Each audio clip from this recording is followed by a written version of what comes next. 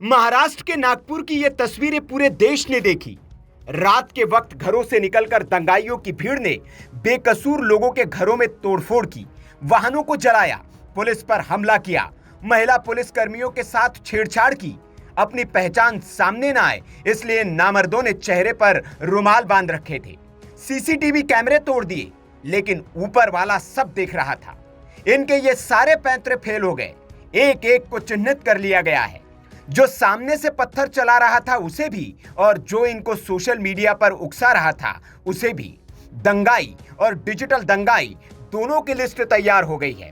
एक एक को खोज खोज कर पकड़ा जा रहा है ताकि इनके पापों की सजा इन्हें दिलाई जा सके। दंगों के बाद पहली बार सीएम नागपुर पहुंचे।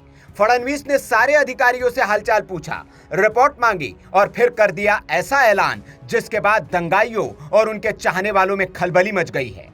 कानून को हाथ में लेने वाले अब कानून का पाठ पढ़ा रहे हैं। दरअसल सीएम फडणवीस ने ऐलान किया कि दंगाइयों से नुकसान की वसूली होगी और जो नहीं भर पाएगा उसका घर बेचकर सरकार वसूल लेगी। ये जितना नुकसान दंगाइयों ने किया है इसका पूरा हिसाब निकाला जाएगा और ये पूरा नुकसान उनसे वसूल किया जाएगा।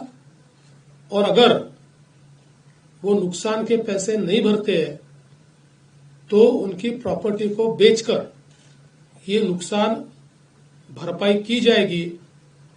किसी भी हालत में इस प्रकार से किसी को दंगा करके दूसरे को नुकसान पहुंचाने की इजाजत नहीं दी जाएगी। इतना ही नहीं, फडणवीस ने दंगाइयों पर बुलडोजर कार्रवाई की भी बात की। उन्होंने कहा कि जहां भी जरूरत होगी बुलडोजर चलाया जाएगा, किसी को नहीं बख्शा जाएगा। आखिरी दंगाई को जब तक सजा नहीं मिल जाती कार्रवाई जारी रहेगी। अब फडणवीस के इस ऐलान के बाद दंगाई तो परेशान है ही, ज्यादा परेशान उनके चाहने वाले होने लगे हैं। बुलडोजर का नाम सुनते ही दंगाइयों के पैरोकार सरकार को कानून और कोर्ट की याद दिलाने लगे हैं। भड़काऊ भाईजान के नाम से मशहूर ओवैसी की पार्टी के नेता वारिस पठान ने कहा है कि सरकार को कानून से चलना चाहिए। ऐसे नफरती चिंटू थे जिनके भाषणों की वजह से इस तरह का माहौल हुआ है, तो अब उनके खिलाफ भी इंक्वायरी कराइए, रुकेगा ये सारी चीजें। तो निष्पक्ष इंक्वायरी हो। चलो आपने बात करी बुलडोजर भी चलाएगी कि साहब, सुप्रीम कोर्ट ने अभी फिलहाल ही नवंबर में कहा कि बुलडोजर जस्टिस पूरी तरह से असंवैधानिक है, गैर कानूनी है। यदि आपको लगता भी है कि कोई एक्यूज उसमें इन्वॉल्व है, अगर आरोपी भी है, तभी भी आप उसके घर के ऊपर बुलडोजर नहीं चला सकते, यहां तक सुप्रीम कोर्ट ने कहा है। तो फिर आप क्यों बुलडोजर की बात कर रहे हो?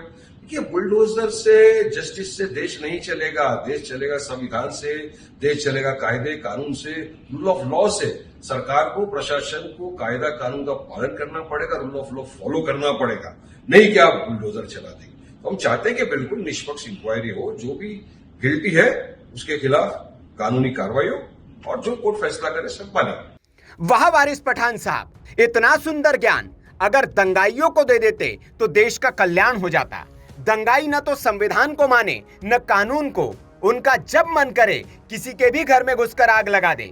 उनको ज्ञान देने के बजाय पठान साहब सरकार को कानून सिखा रहे हैं, संविधान की याद दिला रहे हैं। इतनी कसरत अगर आपने अपने भाइयों को समझाने में कर दी होती तो आगे से देश में कहीं दंगा नहीं होता, क्योंकि देश भीड़ तंत्र से नहीं संविधान से चलता है। और संविधान में व्यवस्था है कि आपके साथ कुछ जुल्म हुआ है तो उसके लिए थाने हैं, पुलिस है, अदालतें हैं।